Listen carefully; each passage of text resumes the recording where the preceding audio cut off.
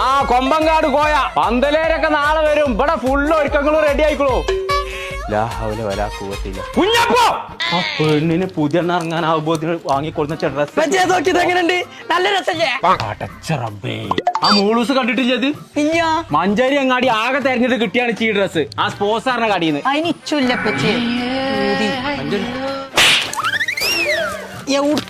കിണറാണ് ഇങ്ങോട്ട് വെക്കുന്നേ.